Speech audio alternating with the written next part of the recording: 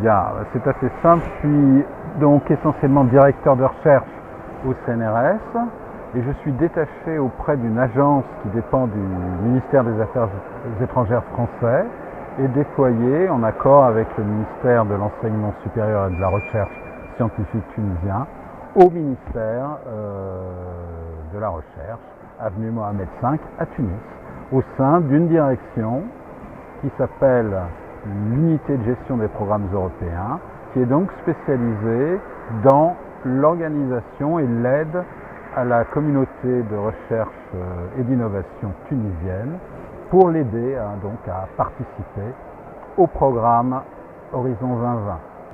Horizon 2020, c'est le 8e programme cadre de recherche et d'innovation de l'Union européenne.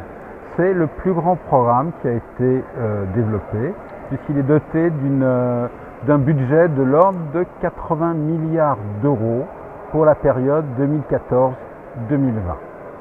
Alors pour la Tunisie, ce programme est très important parce que c'est la première fois qu'elle obtient le statut de pays associé depuis 2016. Ce qui veut dire que la Tunisie est une partie prenante de ce programme.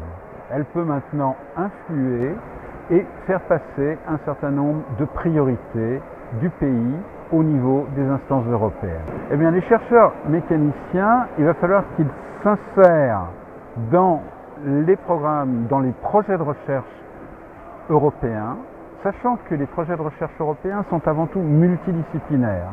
Mais dans chaque discipline, il y a toujours plus ou moins besoin d'un mécanicien. Donc les mécaniciens vont devoir chercher dans les projets de santé, les projets de transport, les projets de robotique, les projets sur l'étude du climat, sur la pollution, le moyen de s'intégrer dans ces projets vastes et multidisciplinaires, aussi bien que doivent le faire les chercheurs en sciences humaines, les chercheurs en physique, en biologie.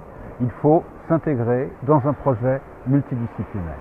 Sachant qu'il y a aussi des projets qui sont ce qu'on appelle des projets blancs, donc il n'y a pas de priorité, où là les mécaniciens peuvent proposer des outils qui leur sont propres.